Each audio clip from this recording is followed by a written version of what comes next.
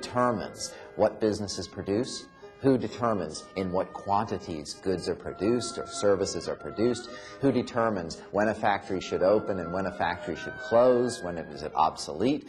Mises says it's the consumer, ultimately, who does this. The consumer goes into the market, and with every dollar, he votes on, I want this, I don't want this. That's how a market system works. It's a very free and democratic system in this sense. And if we don't understand it, as many societies have not, we end up like Eastern Europe. There's no food in the stores. Or where they have massive systemic problems of economic coordination, where they've got grain rotting in the fields and no bread. That's what happens when people don't understand economics.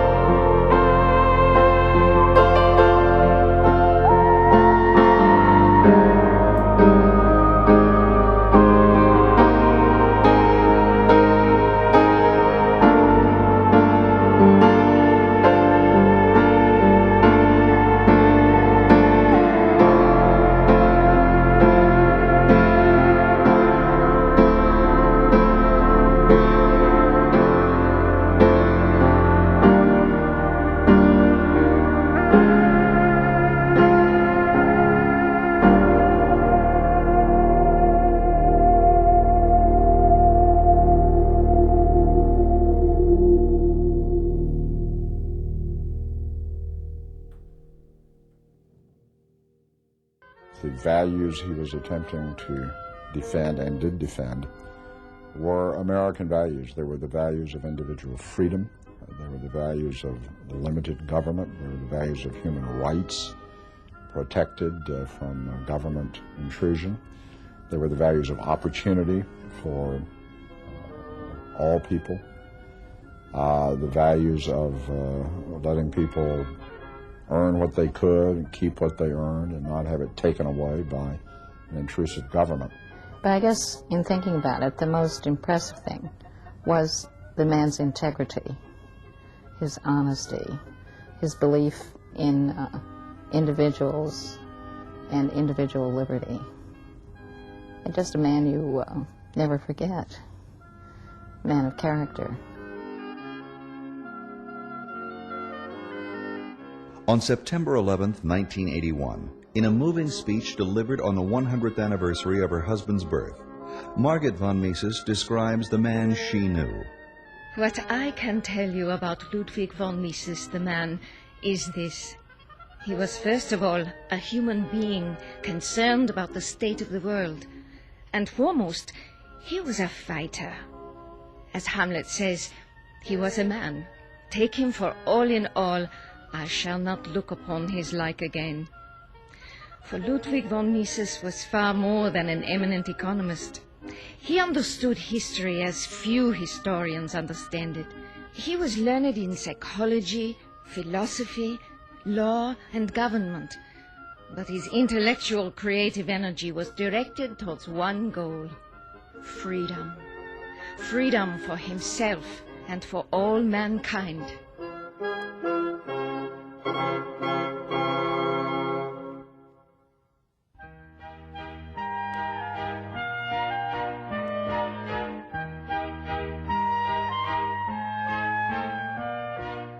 As a young boy in Vienna during the late 1800s, Mises developed an intense interest in history.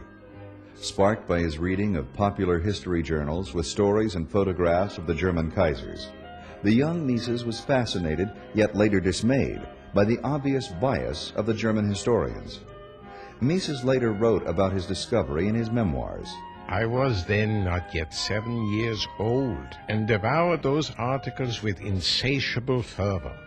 But it was my intense interest in historical knowledge that enabled me to readily perceive the inadequacy of German historicism.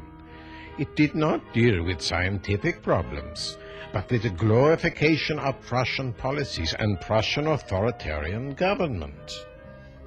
Mises discovered when he was a young student that historians and other experts in social sciences were not as devoted to the pursuit of truth as they had thought. They were influenced by their own ideology and a hidden agenda and worship of the state. By 1900, practically everyone in the German-speaking countries was either a statist or a state socialist. Capitalism was seen as a bad episode which fortunately had ended forever. The future belonged to the state. All others were to be regulated in a way that would prevent businessmen from exploiting workers and consumers. When he got to be university age, he went to the University of Vienna. They were back in Vienna then. And at that time he was sort of an ordinary left liberal, sort of I guess known in those days as a Fabian socialist. And he was set to investigating the housing problem. And I guess he did a paper, a master's thesis for professor. Meantime, he read Karl Menger's Principles of Economics. Karl Menger was the founder of the Austrian School of Economics. He was the major professor at the University of Vienna. And he read it, and that changed his life. He then saw that economics was really a theory. It was a whole way of looking at the market. And it was a set of laws that you could apply to any situation. And then using that, he was able to analyze the housing situation and show that basically the problem with housing in Vienna, taxes were too high, property taxes were too high, and there was a dearth of housing. Mises had witnessed firsthand how government intervention in the housing market had created a shortage of low-cost rents for the laboring poor in Vienna. High taxes levied on real estate profits had created a disincentive for entrepreneurs to invest in additional housing. It then dawned on me that all the real improvements in the conditions of the working classes were the result of capitalism, and that social laws frequently brought about the very opposite of what the legislation was intended to achieve. To the extent that we're taxed, we literally don't know what we're doing. The fruit of our action, the consequence of our action, is taken from us. It may be put to good use. It always allegedly is. I'm skeptical of that. But let's give the state the benefit of the doubt. Let's suppose Tip O'Neill really is another Mother Teresa, and that people like this are using our money more charitably than we would. Okay, but we don't know that. So, humanly speaking, we're simply not going to keep making the same effort we did to acquire it. I always say there's a three-word lexicon that explains the tax economy: need, greed, and compassion. Need now means wanting someone else's money. Greed means wanting to keep your own. And compassion is the sentiment of the politician who wants to arrange the transfer. These good old words have been completely perverted, in other words, by the tax economy.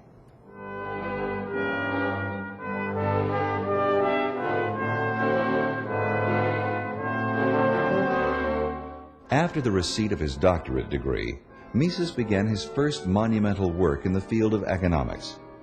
In his book published in 1912, The Theory of Money and Credit, Mises examined the problems of currency.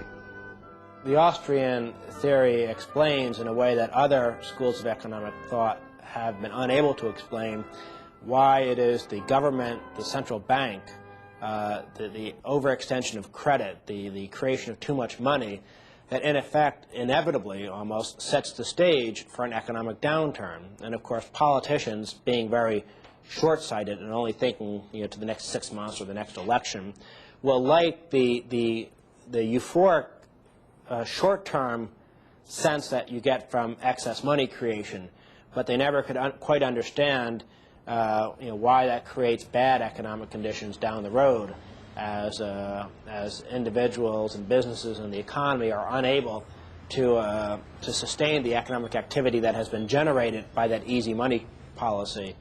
And the Austrian theory explains that it is the inflation that governments are so prone to engage in that sets the stage for economic bad times. And if you go through history and look at when we've had periods of economic contraction, they are almost always associated with some sort of mismanagement of the monetary system by the government.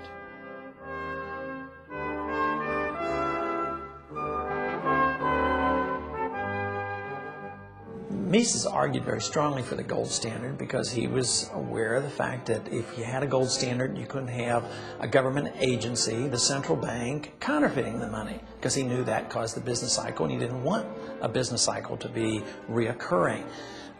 It's also argued that the gold standard provides stable prices and economic growth, and I strongly believe this, as all Austrian economists do. But the most important point about a gold standard is that the money comes from the marketplace and doesn't come from the politicians. It's, if you had a primitive culture, people wouldn't be picking up pieces of paper and exchanging them and calling them money. So it's only in this so-called sophisticated modern economy where people are deceived into believing that pieces of paper have value, and creating duplications of pieces of paper don't create wealth. The only thing that creates wealth is production. The gold standard provides an honest exchange. That doesn't mean that every transaction has to be gold. You can have a gold certificate that can only be printed when there's gold behind it. So the true gold standard is that the gold and the paper money are equal. You can't print up a lot of paper. And by the way, when the United States went off the gold standard in 1933, I know thousands of economists literally attacked it. They wrote a petition to Congress saying, go back to the gold standard. Of course, that's all been forgotten now.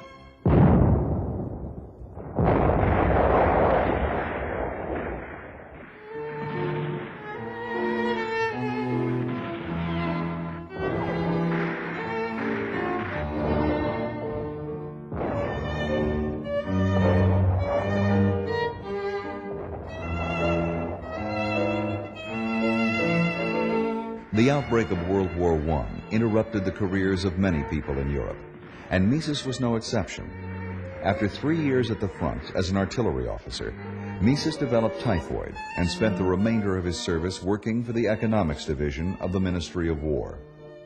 And after the war, he couldn't get a paid teaching post, and he got this Privatdozent post at the University of Vienna, where he had a seminar, but he was discriminated against, and he was a lone man on the totem pole in the department. And he couldn't find a paid post anywhere. There were three, his friends and students say there were three reasons for this. One, that he was Jewish, and anti-Semitism was already rampant in Austria and in Germany. Two, that he was believed in laissez-faire, uncompromising laissez-fairist, and Germany and Austria were both moving rapidly toward the idea of the corporate state, essentially fascism, or Marxism. These were the only two options. Either you're a Marxist or a fascist. And so laissez-faire is considered reactionary, Neanderthal, evil, and that sort of stuff. And three, he was uncompromising. In other words, he was personally, people call him abrasive. I didn't find him abrasive at all, ever. He was a very extremely sweet and lovable person. And, but what he was totally uncompromising. He wouldn't give in. He wouldn't say, yes, you're right half the time, or something like that. He wouldn't start qualifying immediately and say, yes, socialism was very good, but there's one slight flaw here, which I like to explore. He just smashed them. So the story is, if he had one or two of these defects wouldn't be so bad, but three was too much. Well, many people don't get recognized until after they're gone. And it's apparently true in Mises' case. He had recognition, he had some, but not from academia, not from the establishment. And as I say, he was so devoted to his pursuit of truth that he just kept on.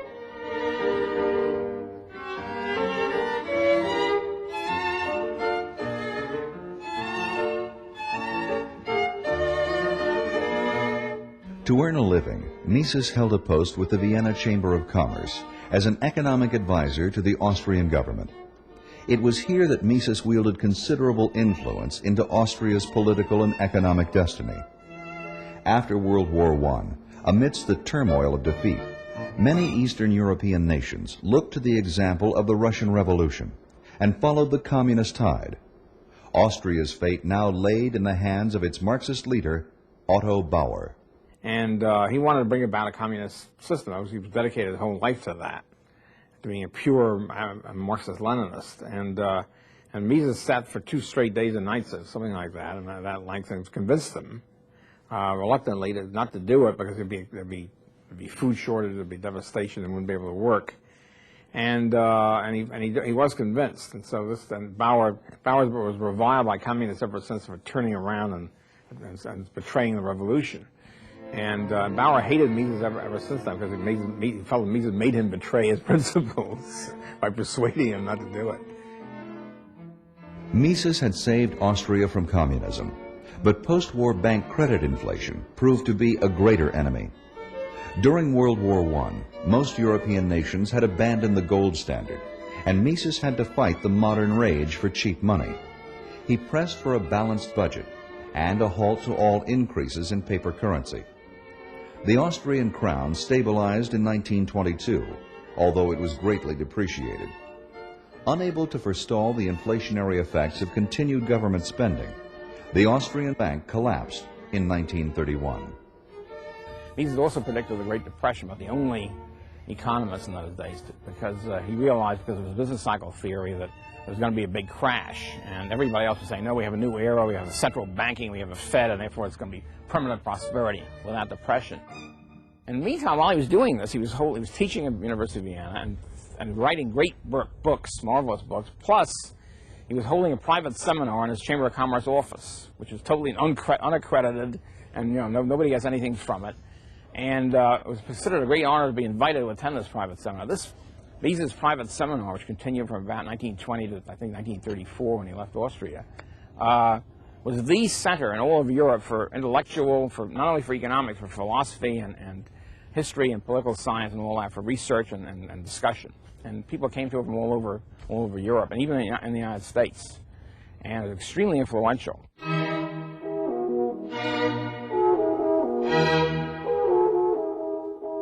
All who belonged to this circle came voluntarily, guided only by their thirst for knowledge. In these meetings, we discussed all important problems of economics and the sciences of human action. In this circle, the younger school of Austrian economics lived on. In this circle, the Viennese culture produced one of its last blossoms. Here, I was neither teacher nor director of the seminar. I was merely primus inter pares, first among peers, who himself benefited more than he gave. One of Mises' famous students, Felix Kaufmann, who was a philosopher of science, made up a whole set of songs about the Mises seminar that took Viennese songs of the period and put lyrics about Mises in it. And they sang it to us at this Vienna a few years ago. It was just great. Freitag ist, gibt es ein Mises Privatseminar. Und dort geh ich hin, wenn auch ein Mittag ist, süß und duftend wie keiner noch war. Denn der Blütenduft muss vergehen, doch die Wahrheit, die bleibt bestehen. Und die Wahrheit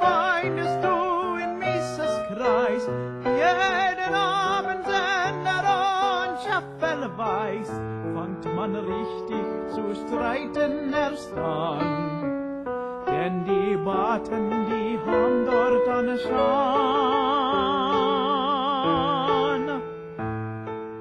Vienna seminar student Friedrich von Hayek later won the Nobel Prize in Economics for business cycle theories rooted to Mises' teachings.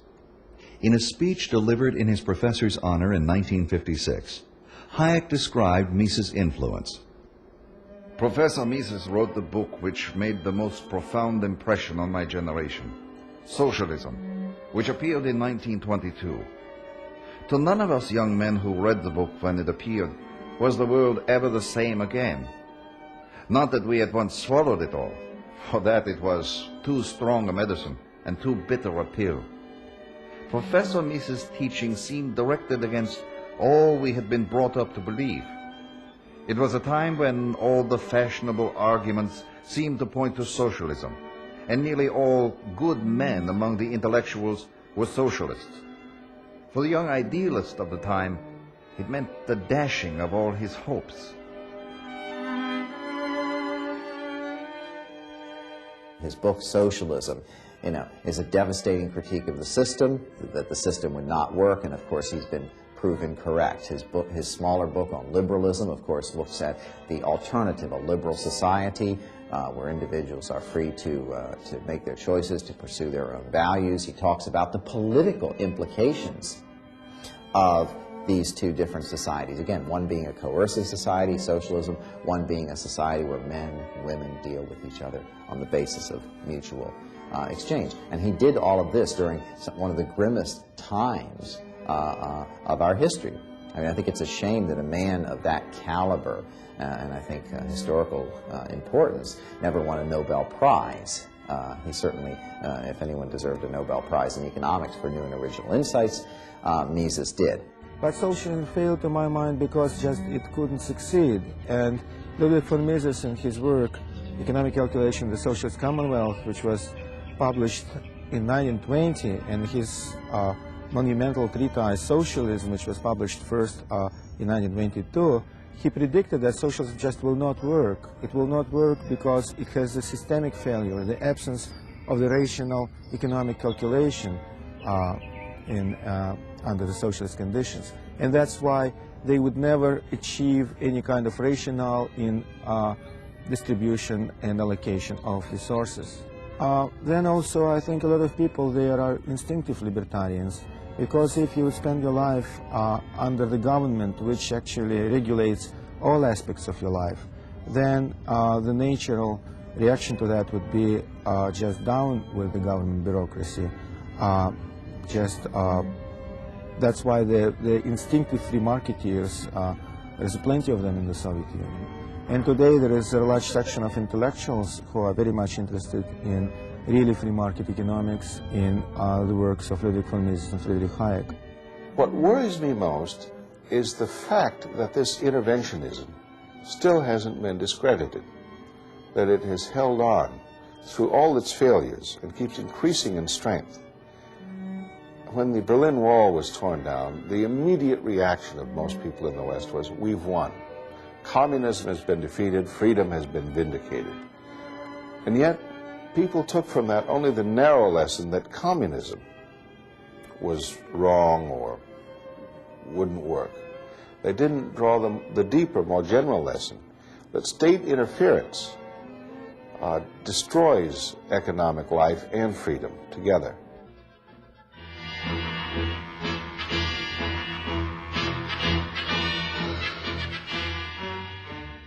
Anticipating the arrival of Nazism in Vienna, Mises took a teaching position in Geneva, Switzerland in 1934. It would be his only full-time professorship in his lifetime. Shortly thereafter, in 1938, Hitler invaded Vienna.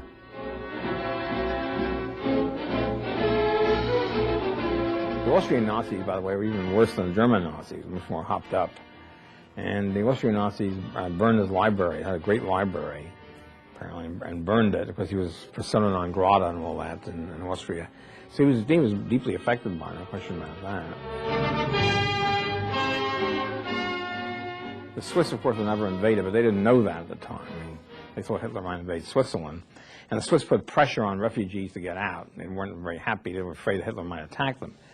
So when France fell in the spring of 1940, they fled. It was really like a movie. I mean, Vienna's wife just got out, fled, and through southern France in front of the Nazi armies, and just made it to Lisbon, I think, and took a boat to New York.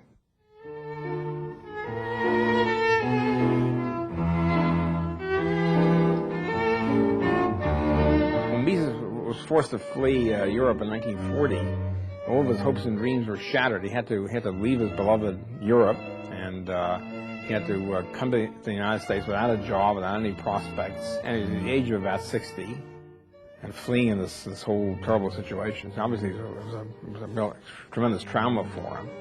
And his memoirs written about that time really reflect that. It is a matter of temperament, how we shape our lives in the knowledge of inescapable catastrophe. In high school, I had chosen a verse by Virgil as my motto. Do not yield to the bad, but always oppose it with courage. In the darkest hours of the war, I recalled this dictum. I would not lose courage even now. I would do everything an economist could do, and I would not tire in professing what I knew to be right. So he comes to the United States, and by that time the American intellectual atmosphere was even worse than I depicted in World War I, because when the Great Depression came, it was blamed on capitalism, it was blamed on the free market. The assumption was in the 1920s we had a free market, therefore something must have been screwed up by the free market, and therefore you need socialism, and to correct it. Of course, the Mises insight that what messed everything up was the central banks and the Federal Reserve System, etc., was not even considered because nobody knew about it, basically, in the United States. In this atmosphere, the most prestigious universities were very friendly to German refugees from Europe. And every Marxist social scientist got top posts in New School, Harvard, Princeton, whatever. And Mises coming in with an unfashionable position. Could not get a university post.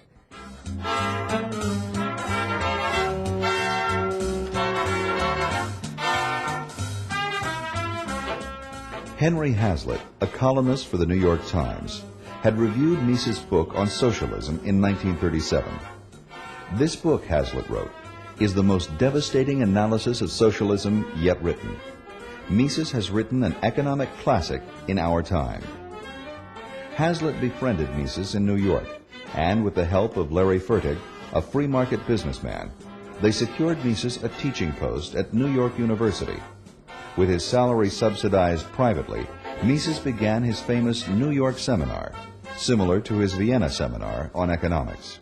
I've never heard of the fact that Mises was still alive. I was dumbfounded when I found out he was still alive and teaching at NYU, conducting a seminar, which was open to interested people as well as to registered students. So I started going to it, and fortunately, I went about, I think, the first year of the seminar. And the fall of 1949, just when Human Action was coming out. Human Action came out about a month after the start of the seminar. And when somebody told me that Mises was writing a book, a big new book, I said, "What's it on?" He said, "Everything." Everything? How could that be? Of course, that was true. And so when starting the seminar and then reading Human Action, that was it. That was my conversion experience. When Mises talked, you may not, certainly at first, may not have really heard of this idea before, or heard of it in this way. But when he talked, it all made sense. It finally dawned on you that there was, say, an answer, or a possible answer, to a tough question, and an answer that wasn't brooded about by anyone else. He was extremely tolerant of different views, and yet he was extremely, well, the word intransigent has been used to describe him, which some people consider stubborn or obstinate. But it also could mean that you have the courage of your convictions. And he did, and I think it was having the courage of his convictions that enabled him to stand up to the whole world. Well, the most important thing about Mises, in my recollection, was he really wasn't teaching economics as such. He was teaching thinking. He was teaching us to look beneath the surface of events, to find out what was really happening to cause the surface to move as it did. He was teaching us to be disciplined in our way of thinking, not simply to be confused by random phenomena, but to look for patterns, to look for reasons, to look for order in the phenomena. And he taught us to question our implicit assumptions about things. And he was very, very interested in discussions at that level before one got to the econ. As you know, Human Action is really not a book about economics. It's a book about people, a book about the world, and it's a book about human behavior and thinking. Many free market thinkers begin, as it were, by talking about the economy. They say, well, the market is good or bad for one reason or another. More bathtubs or less bathtubs or something like that. Mises started right at the basis. His economics was grounded in human nature. Mises said that man has a certain nature, that human action as such is action towards ends. It's setting priorities. It's setting goals. He looked at man, as it were, from a philosophical perspective. And then he built his economics on man's nature as a rational creature with free will, a creature who could act. And in that sense, it's the most firm foundation for economics from human nature.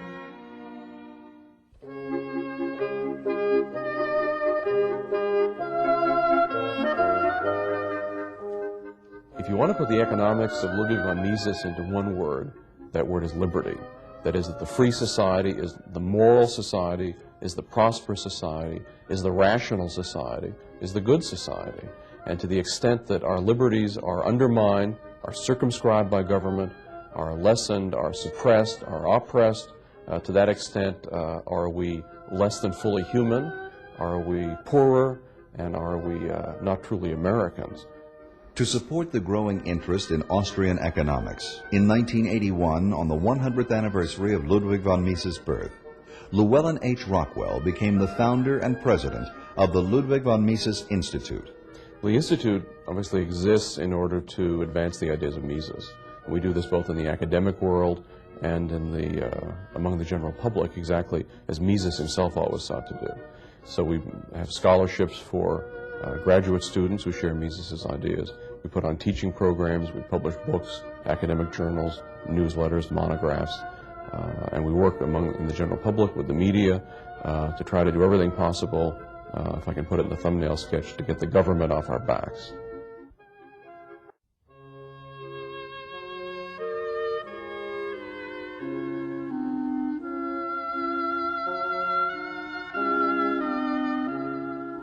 All of the spiritual and material achievements of Western civilization were the result of the idea of liberty.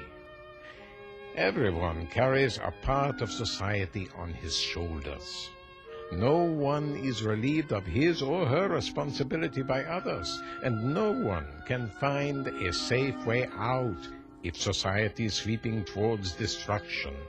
Whether he chooses or not, every man is drawn into the historical struggle, the decisive battle into which our epoch has plunged us.